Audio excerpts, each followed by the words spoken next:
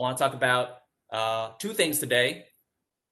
Who was Marx and a little bit of who was Engels. And then this big concept of the economic and philosophical manuscripts. It's what Marx calls estranged or alienated labor. Estranged or alienated labor. It's one of the big ideas of Marx's theory of humanity. Okay. Who is Marx? Marx is a philosopher, but he was a philosopher of a very peculiar kind. Marx himself thought he was peculiar because he said, the problem with most philosophers is they just want to interpret the world and they just want to contemplate the world. And what Marx thought philosophy should do is to transform the world and to have a direct political impact. What kind of political impact did Marx want to have? Well, he was a socialist. And in those days, being a socialist meant you thought the world was moving towards communism. And so he was a communist philosopher. And let's just say, back then, that did not help your job prospects. Marx was never assigned to a university post. Marx spent a lot of time writing books and pamphlets and newspaper articles, but he was always doing it in the context of what was known back then as the International Workers' Movement. Or actually, they would have used the term working men's movement. Okay? And so he was not your typical philosopher who was lecturing on Plato and Locke and whatever in a classroom setting. He was doing intellectual work which was directly connected to a social movement. Okay, so that was Marx. In a nutshell, who was Engels? Engels, well, he was the son of an industrialist. So Engels spoke German like Marx, but his dad owned a textile factory in England. Okay, so Engels had firsthand witnessing of what the conditions were like in the factory. And Engels' dad really wanted him to grow up and become a businessman, a capitalist, just like him.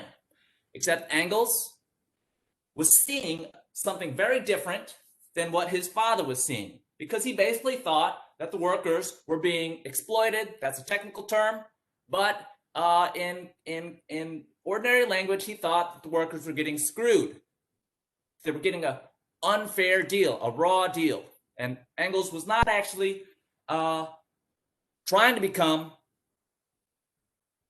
the kind of thing his dad already was. He, too, was very attracted to the communist movement, the workers' way of life, and got involved with the socialist movement. He teamed up with Marx. If you're interested in that story, there's a movie called The Young Marx. It's all about this kind of bromance between Marx and Engels and their lifelong collaboration. And at times, he was the patron of Marx, in that Marx, because he was having trouble getting money and so forth, would actually use money that his dad may have given him to support Marx. Okay, so that's one thing that's going on. But in more of an egalitarian register, Marx and Engels wrote together and thought together, and of course, the work they're best known for is Communist Manifesto. Okay, so these two became founders of what became known as Marxism. There's a very famous quip where Marx, in French, basically says, you know, I'm sure of very few things, but I'm very sure I'm not a Marxist. Okay, so he was being ironic here, and he was talking about basically how he didn't think, hey, this whole movement, this whole social movement was not about Marx and being disciples of Marx. It was about the workers and them achieving their political aims. Okay, but let's just use the conventional term Marxism, because as we know, especially after the Soviet Union came into power in the early 20th century, Marxism became sort of the dominant variety of socialist thought, of communist politics. Okay, so Marxism in the broadest sense is a worldview. There's all sorts of Marxist this and that. Anything to do with the humanities or social sciences, there's probably a Marxist variant of it. Okay, so there's Marxist political theory, there's Marxist political economy, there's Marxist cultural studies, there's Marxist film studies, there's Marxist feminism, Marxist environmentalism, etc. So that's how big of a tent this Marxist stuff is. And I'm going to try and show you that Marxist in the biggest sense is actually a theory of history and how the human species is moving through various stages towards this stage that Marx and Engels are going to call communism. More narrowly, Marxism is a socialism. And socialism, I'm not strictly distinguishing from communism, but let's just say socialism was a 19th century movement organized by and led by working class people. And Marx and Engels were actually kind of unusual in this context because they were both, well, let's call them middle class. Marx from more of a small middle class background, Engels from more of a big capitalist background, but they were both middle class people. But the socialist movement, the idea was a movement by the working class on behalf of the working class. And why was it called socialist movement? Because the movement was supposed to address what was called in the 19th century the social question. Social question is this phrase that socialism derives its name from, and a whole other set of terms like social movement, for example. Social movement, social science. Social science was very tied up with this notion of the social question. Okay, what was society? How was society being conceived? Well, it was being conceived in class terms. That's the first thing. Social question was understood to be the problem of working class conditions.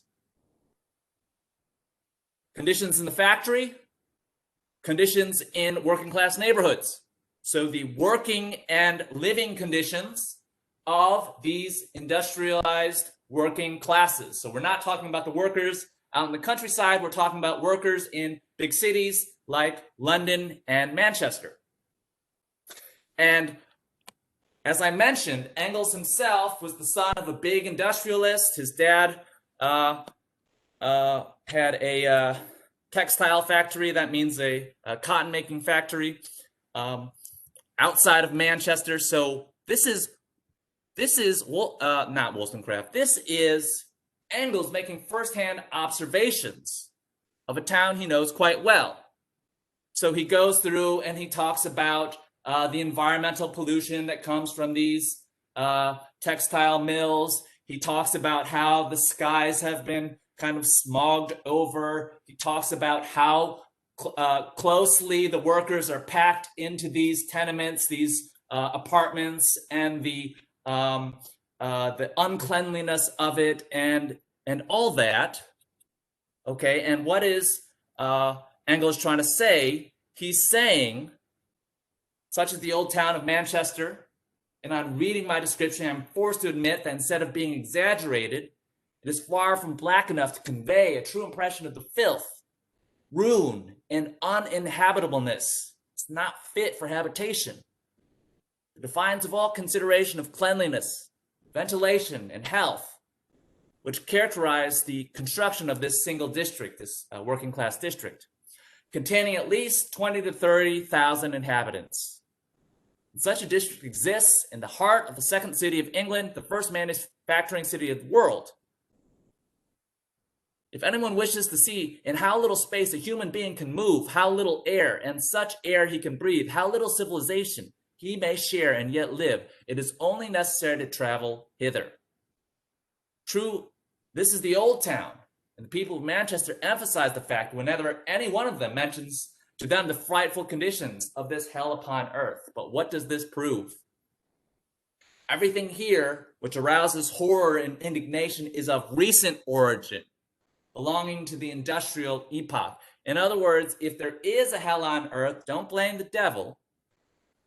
Don't blame some supernatural force.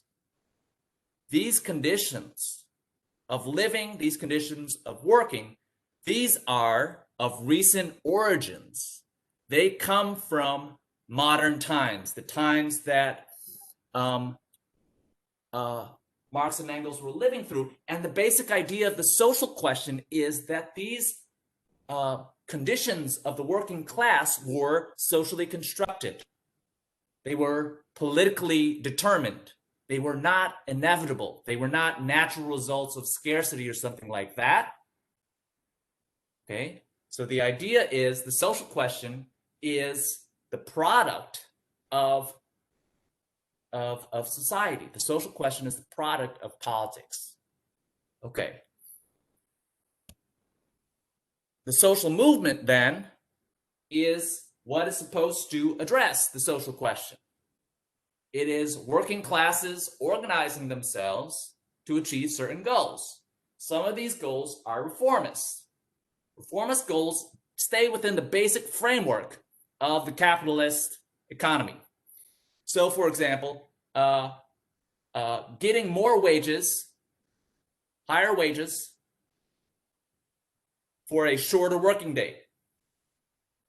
None of that actually goes outside of the basic framework of capitalism. The workers will still be going to the factories. They'll be signing labor contracts to become employees of that factory. They'll be paid a wage for the work they do at the factory and so forth. You're just getting a little more wage for a little less work.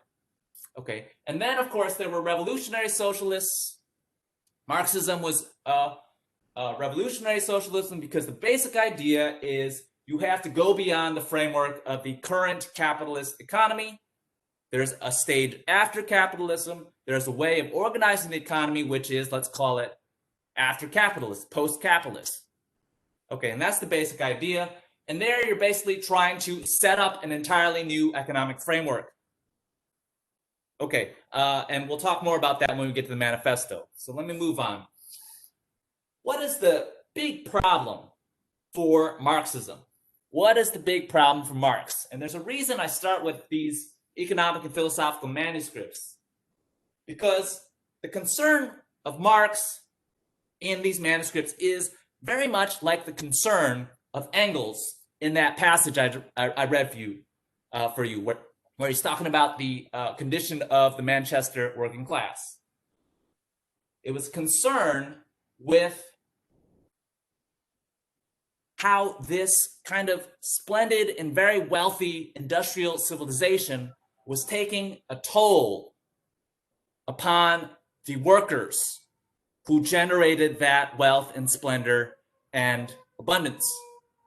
In other words, the concern of Marxism, especially in this early manuscripts, is with the price of industrial civilization.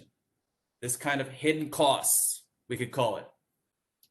So for Marx, the big problem is not wealth inequality. We often hear Marxism and socialism in general discussed in the context of wealth inequality. Marx would say, obviously, wealth inequality is a big problem, and the wealth produced from this industrial system should be more fairly distributed.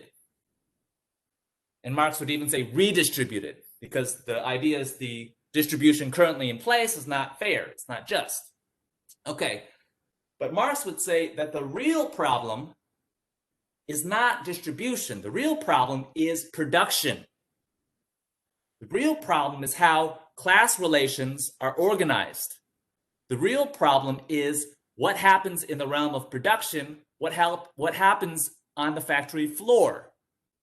Okay, that's not distribution, that's making the stuff. And what kind of class relations do you have when you're making stuff in the factory? That's the main deal. That's the main problem for Marxism. And Marx says, in these productive relations, what we see is the root problem of estrangement or alienation. And what does this mean? Well, it means a couple things. It means that the laborer is estranged or alienated from the product. That's the first sense of alienation. What it means is the laborer has a capacity to labor, and they put this capacity to labor to work in creating commodities. It doesn't matter what the commodity is. Let's just call them widgets. Now, if you're in the Lockean state of nature, you remember the argument was, if you labor on something, it's yours. You labor on something, you've put your blood, sweat, and tears into something, and you've created value in something, you own it. Labor establishes a title to ownership. And then Marx is going to say, yeah, but why is it in civil society you don't own it? It's almost the exact opposite situation to the one that Locke was talking about. Of course, Locke has his own justification for why you don't own it in civil society. Of course, the answer is something like labor contract. And what do you get with this labor contract? Well, according to this labor contract, the employment contract, what you get is wages. The product you make is not yours. If you put your labor into 100 iPhones per day, you don't even own one of them. And in fact, you probably didn't earn enough to even buy one of them. Okay, so you put your labor into an object, and that product is not yours. By the terms of your labor contract, it is alienated. It has been taken away. It has been appropriated by somebody else. So the product of your own labor power is not yours. That's the first dimension of alienation. And then secondly,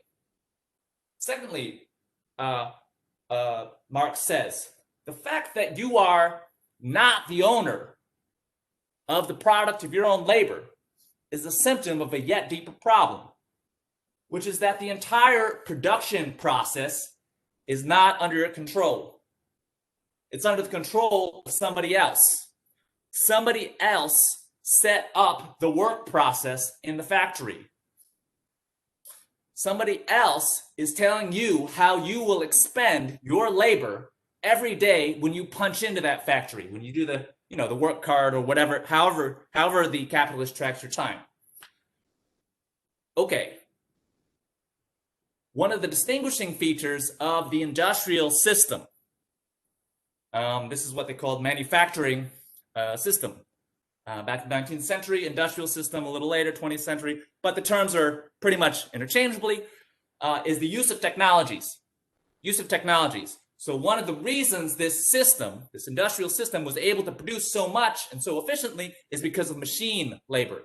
The other side of course, is class relations, the way you organize people, the way you place people on a factory floor. How are you placing them? Well, in a lot of cases, and this is especially true in the 20th century after the assembly line was invented. This was invented by the Ford Corporation, a guy named Henry Ford. He was a car maker. It placed people as helpers to or adjuncts to a machine. And so it was the machine that set the pace of the assembly line. It was the machine that dictated how the workers would be moving over and over again throughout the day. So let me just play a short clip from a movie called Modern Times. This is a black and white movie by a guy named Charlie Chaplin, just to get a sense of how Chaplin imagines this work.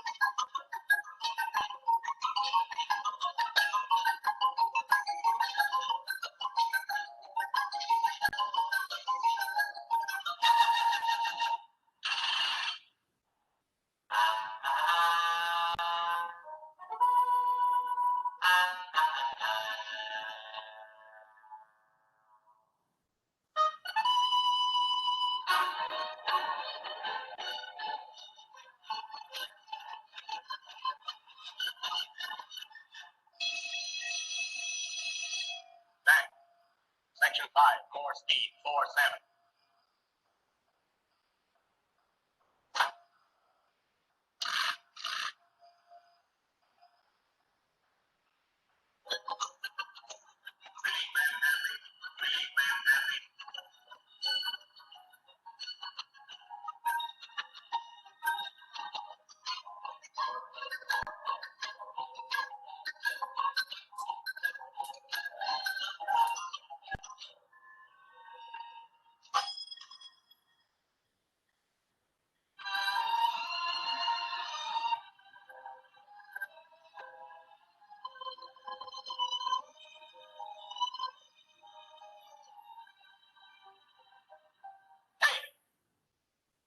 Quit stalling, get back to work. Go on. Okay, so you see what Charlie Chaplin is saying. It's very similar to what Marx meant when he said the worker is not in control of this production process. Okay, if anyone's in control of that assembly line, it's definitely not the worker. Maybe it's the manager on the assembly line floor. Maybe it's the big boss who's showing up on that screen. So Marx says the worker feels estranged by this work process. The worker feels that their own power, their own labor, is not under the control. It's being subordinated to this production process that they aren't in charge of. Okay, which leads us to the third and even deeper aspect of estranged or alienated labor. Marx says that capitalist production alienates humanity from what makes humanity distinct. Another way of putting it, it estranges the species from its essence. The essence is the thing that kind of defines your identity. What defines the identity of the human species, according to Marx, well, it's not quite work, and it's not quite producing things. It's more like conscious creation, conscious creativity. And here's what Marx is saying on page 77, if you want to follow along in the Prometheus edition.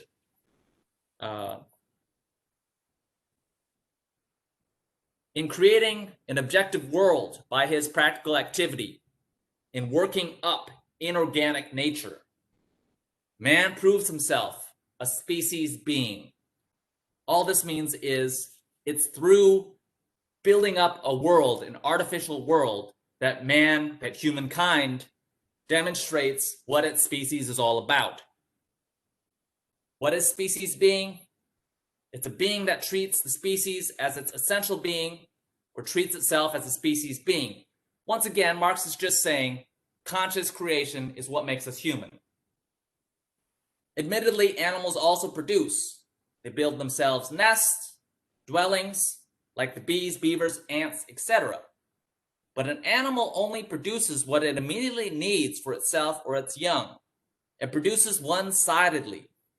So animals, Marx says, are more or less producing on instinct, and yes, certain chimpanzees can make tools, make a stick for poking and getting ants out of a tree. Yes, beavers can build a dam, but they're more or less doing it for the sake of survival. They need somewhere to live. They need something to eat. Humans produce universally. That means they produce all sorts of things. All-sided production. Humanity produces even when he is free from physical need, and only truly produces in freedom. Okay, so what Marx is saying is just look around at any industrial city.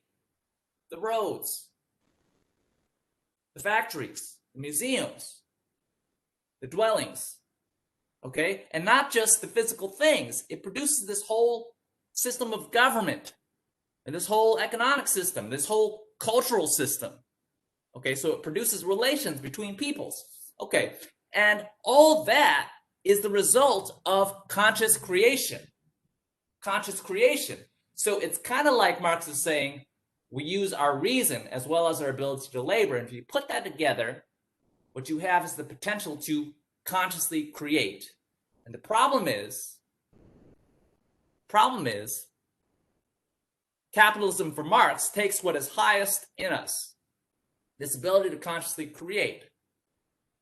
It takes what makes us human, and it subordinates it to the production of commodities and the production of profit, the production of profit.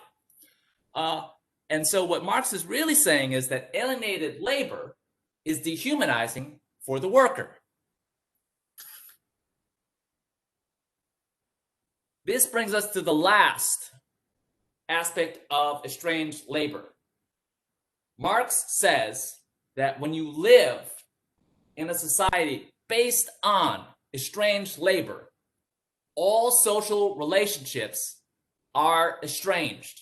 So just think about the social relationships, the class relationships you saw in that Charlie Chaplin movie.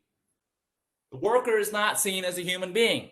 The worker is not seen in their capacity to consciously create. The worker is seen as an adjunct to the machine, as a part of the machinery. The worker is seen as an instrument for the production of profit. Okay, and that's management looking at the worker. And how is the worker looking at management? Well, Charlie Chaplin's just trying to have a cigarette break, and he can't take 1 minute. It wasn't 1 minute before the boss was surveilling him over this camera surveillance system and saying, hey, lazy bum, stop enjoying your nicotine and get back to work. Okay, so that's estranged relationships. We're at odds with one another. We're at odds with ourselves. We're living in this kind of antagonistic world. So let's be clear, Marx is saying everybody in this system is alienated. It doesn't matter if you're high up on the pecking order or low down on the pecking order, you're alienated. Because really, is the boss in charge of the production process? Or is the machine in charge of the production process? And the boss, in a way, is actually, an adjunct or a helper to the machine. Okay, so some classes may be ruling. There may be some managers in the factory who are apparently making the decisions. And some classes may be ruled. There may be people who, to fulfill the terms of their labor contract, have to basically listen to what management says. But they're all alienated and they're all living in an antagonistic society.